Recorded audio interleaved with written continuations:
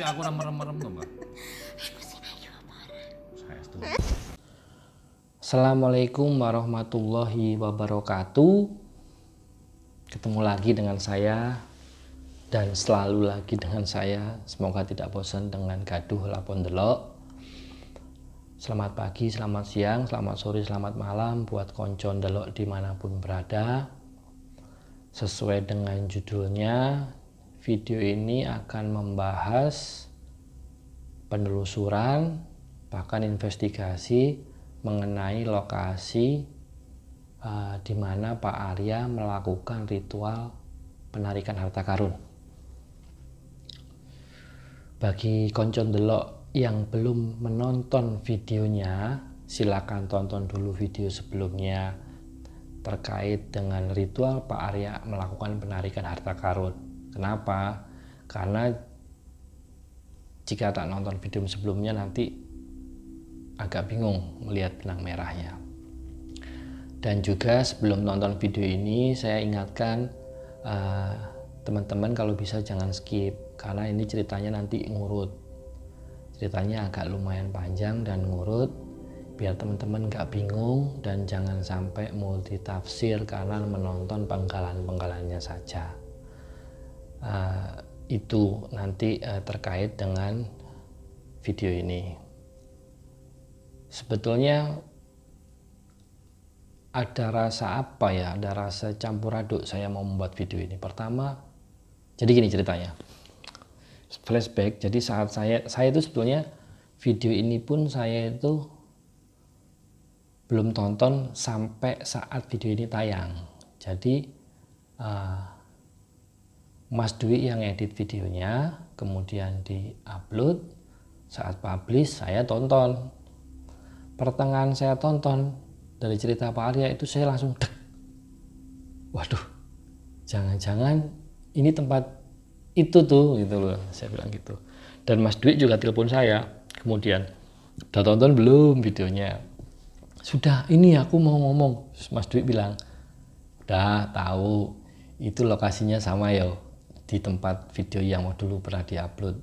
Iya, Mas Dwi ternyata sudah cek ke Mas Ardi, ternyata memang pas disuruh melihat video kita sebelumnya di tempat itu dibilang, wah benar sama gitu. Jadi itu ceritanya. Jadi memang mau dibilang nggak tahu ini jodoh atau apa, saya akhirnya terima video ini dan harus melakukan penelusuran dan investigasi. Tapi intinya ini benar-benar tidak disengaja dan di luar apa ya, di luar perkiraan saya. Ternyata Pak Arya juga pernah ke tempat tersebut. Buat teman-teman yang belum menonton videonya terkait saya pernah ke situ, mungkin kita akan coba sedikit melihat cuplikan videonya. Jadi ceritanya di video itu sebenarnya ditampilkan dari proses dulu saya pernah live Instagram, videonya otomatis bentuknya agak potret gitu ya, karena saya nggak pakai handphone. Saya kesana sendiri pakai handphone, megang senter kesini, akhirnya Mas Dwi diedit, dimasukkan video. Mari kita tonton video pertama versi live Instagram saya ke lokasi tersebut. Sambil nanti akan saya coba terangkan sedikit. Kita sama-sama ngeliat ya. Ya, jangan kaget. Di videonya langsung muncul wajah saya. Ini teman-teman bisa lihat, ini sebetulnya masih jalan menuju awal area pemakaman. Kalau teman-teman lihat di sini jalannya sudah bagus. Ini kemungkinan kalau tahun 2005 seperti yang Pak Arya ceritakan, kondisinya jalannya sudah seperti ini. Tapi kalau dulu, saya ceritakan dulu tahun 80-an, di sini itu benar-benar jalan masih tanah setapak dan teman-teman bisa lihat kanan kirinya itu belum ada pagar kayak gini, pagar buatan ini belum ada, karena ini ada seseorang yang membuatnya, memang ada datar membuat seperti ini, ceritanya seperti itu. Jadi dulu benar-benar tanah, jalan setapak, kanan kiri itu masih hutan-hutan kecil yang sekarang sepertinya sudah jadi kebun beberapa. Kalau dulu masih hutan kecil memang. Kita lihat ini. Dan satu lagi, kalau sekarang sudah ada lampu penerangan itulah, ini sudah mulai ada kan jalan penerangan memang betul. Tapi kalau di tahun 80-an, dulu itu belum listrik, belum masuk ke sini teman-teman. Jadi bisa bayangin jalannya setapak, belum ada pagar gini, jalannya masih tanah dan belum ada penerangan. Nah, ini kita dari jauh sudah kelihatan gapura awal yang diceritakan Pak Arya. Area mau masuk area pemakaman. Sama gapura ini dibuatnya juga sudah di tahun 90-an mungkin ya. Jadi kalau Pak Arya sudah ketemu ini, tapi kalau 80-an belum ada. Lampunya juga belum ada dan ini masih tanah dulu. Benar-benar tanah. Ini sudah masuk gapura di pemakaman. Di sini ada 2 pohon nih. Nah, satu kiri dan kanan besar ini. Konon ada beberapa orang sering ditampakin genderuwo laki-laki dan perempuan. Ada 2 dan memang sebenarnya itu ada tempatnya. Tapi alhamdulillah saya itu waktu ke sana sini sendirian, tidak ada apa-apa, aman saja. Kenapa nanti saya ceritakan. Ini kita sudah masuk area pemakaman umum. Mohon maaf kalau kondisi penerangannya kurang jelas ya, memang waktu itu live Instagram pakai handphone, tangan satu megang handphone, tangan satu megang senter, dan senternya memang ala kadarnya. Teman-teman bisa melihat ini kondisinya. Dulu kondisinya ini benar-benar belum ada pagar, kanan kirinya itu juga baru tahun 90-an kalau nggak salah, saya juga lupa. Dulu masih belum ada los dan ini memang area pemakaman umum. Dan tangganya juga, lah ini tangganya juga tidak sebagus ini. Kalau dulu dari batu ditata. Konon dulu tiap orang menghitung jumlah tangganya selalu beda tiap orang. Tuh, teman-teman bisa lihat ini sudah bagus tangganya, sekarang sudah sangat bagus. Kanan kiri sudah dikasih pagar, ini buatan sama seperti yang tadi awal sebelum masuk, memang ada seseorang yang membangun ini, nadar atau apalah istilahnya. Dan sekarang sudah dipasang penerangan. Teman-teman bisa lihat kondisi ininya, masih ada tadi beberapa pohon juga, pohon-pohon besar. Waktu itu sih ini mengharapkan ada yang muncul, tetapi ternyata ya saya harus bilang apa adanya, memang nggak ada apa-apa, enak kok tempatnya, nggak seru. Ini sudah terang di sini karena sudah ada lampu dipasang.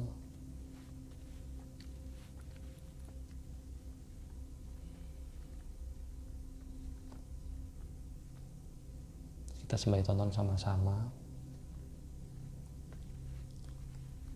Oh, ini makam umum, pemakaman umum lah. Sayang waktu itu memang senternya kurang ini. Nah itu yang jalan menurunnya, jalan turunnya ini lokasi sebelah kirinya teman-teman. Jadi kanan kiri memang pemakaman ini. Posisi jalannya naik ke atas bukit, memang betul seperti yang Pak Arya bilang, itu masih ada pohon-pohon besarnya. Ini posisi di atas, saya ngambil video ke bawah, jalan tadi yang masuk dari bawah. Jadi memang lumayan, kalau sekarang ngos-ngosan. Faktor ulah dan perokok.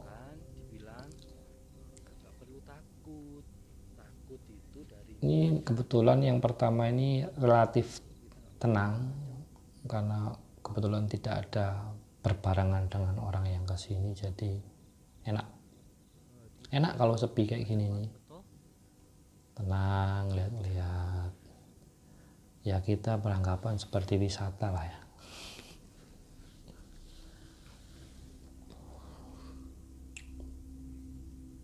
Ini masih celingak-celinguk, berusaha siapa tahu nemu sesuatu, ternyata ya nggak ada. Ini sama, ini bangunan semuanya bikinan baru juga, dulu nggak ada teman-teman, benar-benar. Kalau perengannya, kalau orang Jawa bilang perengannya dulu memang benar-benar dari tanah.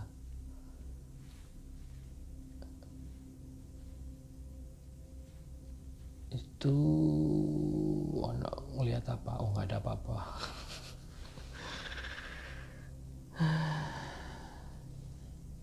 Ini kalau senternya bagus ini sip sebetulnya. Sayang.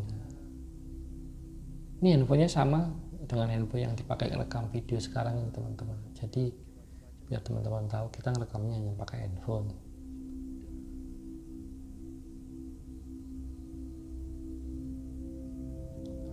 Itu masih di bawah di lokasi pemakaman sembari melihat sesuatu, mencari sesuatu, ternyata tidak ada apa-apa.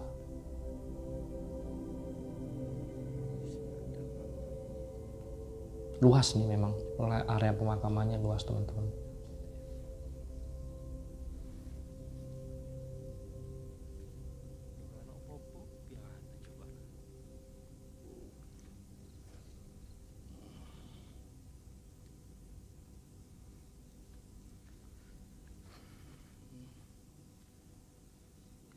Ini yang bikin berat ini nafas nih. Ini Faktor jalan lagi, kita naik. Ini saya pas ngerekam ini di samping kok suara klotek-klotek ya. Moga-moga cecak atau tikus lah. Nah, ini udah masuk ke gapura kedua yang dibilang. Udah mulai terang kan. Oke, itu video pertamanya. Kita sampai ke gapura kedua yang di atas.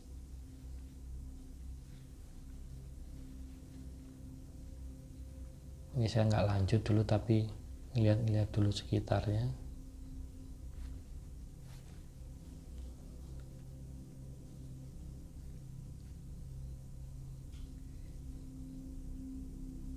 Ini apa kerasa-kerasa?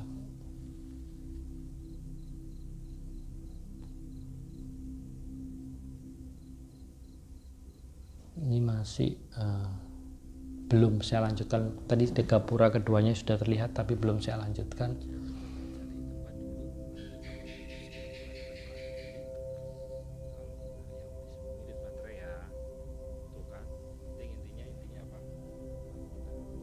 Masih sama tempatnya. Nah, ini saya sempat lihat ada masih, teman-teman bisa lihat masih banyak pohon-pohon besar di sini memang di bukit.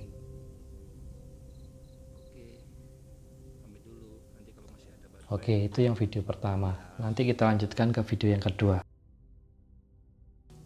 Nah, teman-teman, tadi kita kan sudah nonton video yang pertama. Jadi ceritanya dari video live Instagram saya yang pertama itu, kemudian ada konco ndelok yang tertarik dan pengen ke sana. Akhirnya saya ke sana lagi, dan kebetulan waktu itu juga live juga, cuma tidak saya save, cuma live juga. Jadi kalau ada yang pengen belum tahu videonya, silahkan tonton, sudah ada di Lapor Delok sebelumnya, video versi komplitnya silahkan tonton juga. Jadi singkat cerita seperti itu. Dari video yang pertama, setelah live Instagram, ada konco ndelok yang ingin ke situ, ingin ikut lagi. Akhirnya janjian, kebetulan tempatnya dekat, beliau-beliaunya, akhirnya kita berangkat ke sana bareng-bareng bertiga. Akhirnya kesini bertiga. Dan ini kenapa saya gabung, karena di video yang kedua inilah, kalau video pertama memang saya nggak sempat ngambil video sampai ke lokasi pendoponya, lokasi makamnya, hanya sampai di ujung. Habis itu karena waktu itu lowbat kalau nggak salah, akhirnya live Instagramnya tidak saya lanjutkan, dan ini lanjut ke tempat area makam utamanya, area gapura kedua.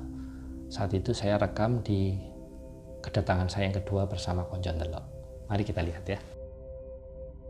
Nah, ini teman-teman bisa ngelihat videonya, ini sudah masuk ke gapura yang kedua yang sudah di atas, sudah masuk ke area makam utama ini.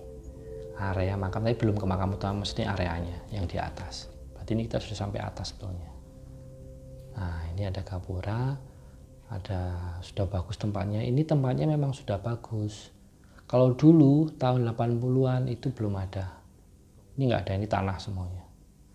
Tanah setelah ini udah dibangun sama yang membangun beliau, tapi sudah meninggal yang bangunnya. Kenapa? Mungkin ada.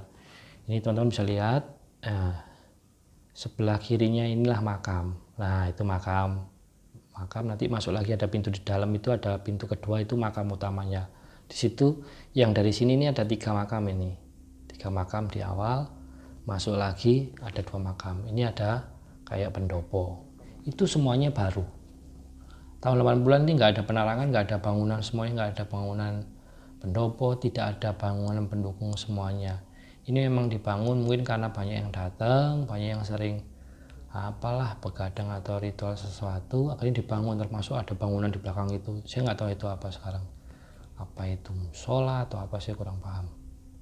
Nah ini sudah bagus, ada yang sudah di keramik segala macam. Kalau dulu ini benar-benar tanah, bahkan ada makam-makam tua, belum ada tembok, belum ada ini bentuk-bentuk seperti ini, belum ada dulu.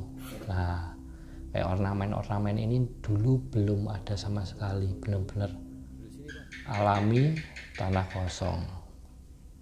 Ini ngojon delok. Itu sedikit video kedua mengenai kondisi di atas. Jadi kalau melihat video persatu, jadi kalau melihat video ke-1 dan video kedua, teman-teman bisa melihat bahwa lokasinya itu sudah banyak berubah. Dalam artian kalau versi Pak Arya itu ya mirip sama seperti ini, sama lah saya bilang, karena 2005 kalau versi Pak Arya kasih itu sama, karena bangunan-bangunan baru ini dibuatnya kalau nggak salah sekitar tahun 90-an kali ya, saya juga lupa, 90-an dibangun. Karena kalau tahun 80-an itu belum ada sama sekali. Jadi kita ngurut dari mulai bawah, jalan yang sebelum masuk pemakaman itu masih jalan setapak, kanan kiri belum ada pagar, masih hutan-hutan kecil. Gapura pertama juga belum ada. Areanya masih tanah di gapura pertama, dan pagar-pagar yang tadi ada 2 pohon kembar itu belum ada, itu masih tanah. Terus tangganya ke atas itu juga masih tangga batu dulu, benar-benar batu. Makanya kalau musim hujan ke sana memang agak agak licin dulu, memang agak was-was, dan belum ada penerangan sama sekali tahun 80-an, karena sampai tahun 80-an itu nggak salah, sampai tahun 89, 88 belum ada listrik seperti di sana itu dulu. Jadi belum ada penerangan, naik ke atas sampai blok di atas, semua ornamen-ornamen yang tadi kayak gapura, terus bentuk kontur-kontur relief itu semuanya tidak ada. Terus keramik semua tidak ada. Jadi masuk awal itu gapura kedua tidak ada, tanah masih tanah, habis itu pendopo di kanan tidak ada, makam cungkupnya itu kalau tidak salah hanya 1. Jadi yang luar tadi kan ada bangunan rumah makam. Area pertama ada 3 makam, di dalamnya itu makam utama ada 2. Yang 3 makam itu dulunya itu tidak ada keliling tembok, ya cuma ada atap. Baru yang di dalamnya memang sudah kelilingin kayak rumah atau cungkup tembok itu. Cuma kalau yang versi Pak Arya sama seperti ini, makanya saya bisa tampilkan ini mirip. Waktu Mas Dwi tunjukkan juga kaget, iya ya ini tempatnya ya, memang masih belum berubah sini. Mungkin penerangannya aja makin terang dan catnya kan diperbaruin itu. Jadi itu ya teman-teman bisa bayangin kondisi dulu tahun 80-an dengan sekarang sudah jauh berbeda. Jadi pertanyaannya kan teman, siapa sih nih, makam siapa sih nih? Nah, nanti dulu. Apa benar sih makam ini bisa untuk narik harta karun? Waduh, nanti dulu. Terus kenapa sih saya berani ke situ sendiri, termasuk yang live Instagram pertama itu? Kok tidak ada penampakan sih? Nah, jadi gini, bingung saya mulainya.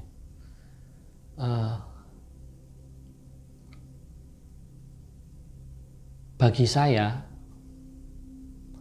ke tempat-tempat seperti ini itu seram ya pasti, takut ya pasti, tapi bagi saya ini bagian proses spiritual lah, proses, kok spiritual bahasanya kok sok banget ya, bahasa inilah proses untuk lebih mendekatkan diri. Kenapa tidak hanya kok nggak ke masjid aja karena saya muslim, kenapa? Nggak, jadi begini, ada tempat-tempat tertentu yang memang auranya itu enak buat berdoa. Dan kebetulan tempat ini sebetulnya dekat dengan lokasi makam, bukan makamnya, dekat dengan lokasi makam. Nanti ceritanya ada panjang. Kenapa kok harus ngelewatin kuburan, dan kenapa nggak takut, dan kenapa tidak ada penampakan? Pertanyaan pertama, kenapa tidak takut? Takut saya. Siapa bilang saya nggak takut? Ke tempat situ apalagi sendiri malam, ya takut lah. Cuma takutnya lebih takut kalau ada ular sih sebetulnya. Jadi gini, saya mau sedikit bercerita ya. Mungkin pengalaman saya yang paling baru waktu tahun akhir Desember, November Desember 2019 ke Bali. Jadi selama saya itu ada proyek di Bali di Gianyar, saya itu kan melakukan penelusuran itu hanya di minggu, maksudnya penelusuran ke tempat-tempat sekalian buat konten YouTube yang sekarang memang belum diupload, itu di minggu terakhir, seminggu sebelum saya pulang. Lah, padahal saya di sana 2 bulan. Kenapa kok nggak sebelumnya ke sana? Jadi pertama karena saya sibuk, kedua juga karena apa ya? Takut. Pertama takut itu merasa tempat asing lah buat saya. Dengan kebudayaan dan Muslim mayoritas keyakinannya berbeda. Karena kesibukan saya dengan proyek, otomatis saya mikirnya logik terus, mikirnya dunia terus. Dan saya ketemu dengan beberapa orang di Bali yang mumpuni, lumayan bisa, yang ceritanya itu serem terus. Akhirnya sebetulnya psikologi saya terganggu, serem. Kayaknya saya sendiri juga takut. Aduh, mau mulai ada waktu misalnya nih weekend, minggu kan libur, Sabtu Minggu libur. Mau ke tempat-tempat patilasan malam-malam sendiri ke makam, kok takut. Saya takut. Jadi ini saya mau menceritakan kondisi saya, bahwa sebenarnya kondisi saya itu tidak selalu berani, takut. Terus bagaimana cara menalanginya? Saya balik lagi ke sama seperti proses yang kenapa saya kesini juga berani sendiri malam itu. Jadi ada di titik kita di mana kalau kita mau olah spiritual dalam artian olah batin, ingin mendekatkan diri pada Sang Kuasa, Sang Pencipta, kita mikir yang enteng-enteng lah. Saya cuma mikirnya apa sih yang lebih serem dibandingkan apa yang diceritain, karena kan saya sudah didoktrin itu selama hampir 2 bulan, berarti 7 minggu cerita-cerita serem warga sekitar. Wah, ada lea, ada ini segala macam penampakan, jangan keluar. Bahkan saya keluar malam jam 1 aja mau cari makan ke pasar Senggol Gianyar kan sepi memang sudah. Kalau dari kosan ke sana saya juga takut. Saya mikirnya wah serem, akhirnya bayangan semuanya serem. Akhirnya lewat tempat-tempat yang serem pun juga merinding, benar-benar merinding yang wah, jadi kedengeran suara apa, saya jadi takut lah. Sampai di titik 1 minggu terakhir selesai, waduh masa saya nggak bikin konten nih. Tapi sebelum itu akhirnya saya ada proses di mana itu lagi banyak proses, saya bilangnya proses percakapan batin dengan Sang Pencipta, bahwa masa sih saya harus takut sama kayak gini, wong dulu berani kena takut, tapi kan serem diceritain orang gini-gini, ini bukan daerahmu. Wis, itu bisikan itu pasti ada lah segala macam. Saya mikir lagi, bentar toh, apa sih yang bikin takut gitu loh? Takut paling mati, kalau udah mati kan enak gitu loh. Jadi ada olah percakapan di mana, mohon maaf ini nanti kalau mau ngikuti pembahasannya bisa ngikuti pembahasannya di Wali Songo saja lah. Ini karena agak nyambung. Jadi ada konsep di mana, loh kenapa ya saya harus takut gitu loh. Toh sebetulnya saya dengan makhluk yang tak kasat mata itu kan sama. Pertama sama-sama ciptaan yang di atas. Kedua sebetulnya saya juga bisa seperti mereka. Cuma posisi sekarang saya itu kayak kalau saya di posisi menjadi roh atau arwah saja, harusnya saya sama dengan mereka. Cuma karena saya terbelenggu oleh jasad, akhirnya membuat saya jadi makhluk nyata dan mereka tidak. Dan saya mikirnya seperti itu. Masih lagi takut segala macam. Saya mikir lagi, selalu ada percakapan dialog dengan Sang Pencipta. Ya enggak dong. Mosok sih yang Sang Pencipta akan membuat saya sengsara atau mati gara-gara dilihat penampakan atau efek makhluk halus. Terus yang dimaksud dengan celaka itu celaka apa lah? Kalau saya mati pas saat itu berarti kan terbebas roh saya dari jasad. Berarti manunggaling kaulolan Gusti kan di situ. Justru posisi roh ini terbelenggu karena ada jasad sebetulnya. Itu nanti pembahasan detailnya di Wali Songo aja ya. Jadi intinya itu, sampai akhirnya saya ya udah untuk ngecas lagi saya larinya ke tempat mana ini. Kebetulan akhirnya saya tahu, oh dapat nih akhirnya. Kebetulan saya Jumatan kan, kalau Jumatan kan ada masjid Jami, masjid tua di Gianyar. Oke, saya akan coba. Malam jam 1 saya ke masjid, sholat sunnah. Setelah itu malam itu juga saya langsung dengan kondisi yang kayak di cas yang pede gitu. Wah ya itu tadilah setelah dialog segala macam sudah tenang, saya langsung lari ke pemakaman. Kebetulan ada pemakaman di Gianyar, saya nggak boleh sebutkan tempatnya di mana. Itu memang sering dipakai orang untuk melakukan pengliaan, pengiwa terutama. Saya ke sana, saya datengin malah. Ternyata saya masuk, bleng. Yang kemarin itu saya lewat-lewat tempat biasa aja merinding segala macam, masuk situ ternyata ya wis, saya malah ngeliatin ada sosok orang gelap-gelap hitam, ngeliat, saya liatin, wah orang, ternyata orang yang mereka malah ngeliatin saya ngapain gitu. Ternyata ya wis kayak apa ya, kayak orang baterai dicas full lagi. Terus besoknya akhirnya saya kebut tuh seminggu sampai ke petilasan tempat-tempat bersejarah di Bali, bahkan ke tempat-tempat yang harus saya datanginya malam karena saya ngejar waktu, kayak ke Pura Gogajah saya malam, ke Gua Jepang saya malam akhirnya. Padahal itu bukan area saya. Jadi maksudnya apa? Saya ingin sampaikan di sini bahwa kenapa saya di sini sendiri itu tidak ada penampakan dan segala macam, kenapa saya berani? Sebenarnya bukan berani, saya juga takut, cuma ada titik di mana kita kalau sudah melakukan posisi apa ya, dialog dan segala macam, proses, kalau ngomong spiritual kok kayak kesannya saya orang alim banget, bukan orang alim saya, maksudnya seperti itulah. Akhirnya membuat kita itu ya wis lah, kita mau celaka apa sih sama barang kayak gitu. Kalaupun kita celaka, kalaupun kita meninggal karena hal-hal seperti itu, seandainya apa meninggal kita itu dimasukkan sengsara, dimaksud dengan sengsara karena meninggal karena hal itu? Enggak juga kan, bisa jadi kita meninggal kalau memang sudah jalannya dari yang di atas, siapa tahu itu hal yang terbaik justru. Jadi mikir seperti itu akhirnya membuat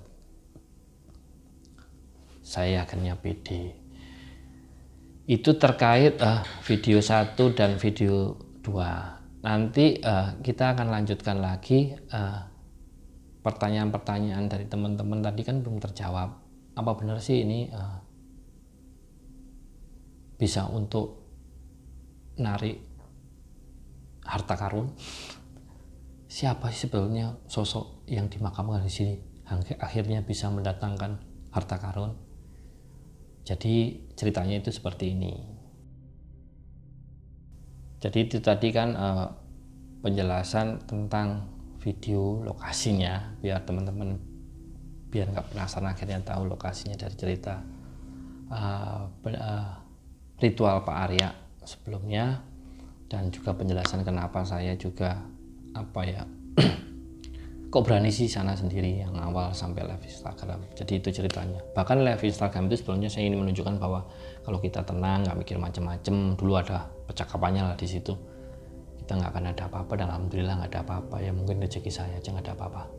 Oke, sebelum kita melanjutkan, saya mau mengenalkan sendiri bahwa sebetulnya mau nggak mau saya harus sampaikan tempatnya. Saya nggak perlu tutupi juga karena juga ada yang sudah komen di YouTube menyebutkan tempatnya betul. Ini tempatnya sebetulnya lokasinya memang di Kabupaten Nganjuk, kecamatannya itu maksudnya kecamatan Sawahan, desanya Ngliman. Desanya sekali lagi desanya Ngliman. Jadi kalau dari Nganjuk itu ke arah selatan Nganjuk, ketemu Locaret, ketemu Brebek, ketemu Sawahan, baru ketemu Ngeliman. Dan lokasinya betul seperti Pak Arya bilang, memang di daerah gunung, dan kebetulan ini di lereng Gunung Wilis. Desa Ngeliman itu termasuk desa terakhir di lereng Gunung Wilis sisi utara yang masuk Kabupaten Nganjuk. Sebelum kita bercerita lebih jauh, seperti kebiasaan Lapon Telok ya, sedikit cerita sejarah kali ya. Jadi kita singkat cerita, ini Gunung Wilis. Yang belum tahu, bisa dibilang gunung, bisa dibilang pegunungan. Kenapa? Karena banyak puncaknya. Jadi kalau secara ini masuk kabupatennya itu ada 6 bahkan ya. Ada Kediri, Nganjuk, Tulungagung, Madiun, Ponorogo, Trenggalek. Kalau secara usia batuan itu masuknya, kalau Gunung Wilis itu Holosen, jadi sekitar usianya 1560 tahun, 9650 sebelum Masehi lah usianya. Jenis gunungnya ya otomatis endapan vulkanik lah, banyak batuannya itu. Puncak tertingginya itu di teman-teman bisa cek di beberapa data itu, puncak tertingginya itu dinamakan Puncak Ngeliman, seperti desa Ngeliman. Jadi Puncak Ngeliman itu dianggap puncak tertinggi di sana, di ketinggian 2563 meter di atas permukaan laut. Kenapa dibilang puncak tertinggi? Jadi memang Gunung Wilis, saya bilang pegunungan Wilis juga itu memang memiliki puncak yang banyak. Saya nggak tahu kenapa kurang famous. Ya semoga tidak terlalu famous juga gunung ini, biar tetap alami. Memang puncaknya banyak. Jadi kalau yang bernama, setahu saya yang diberi nama itu sekitar 40-an puncak.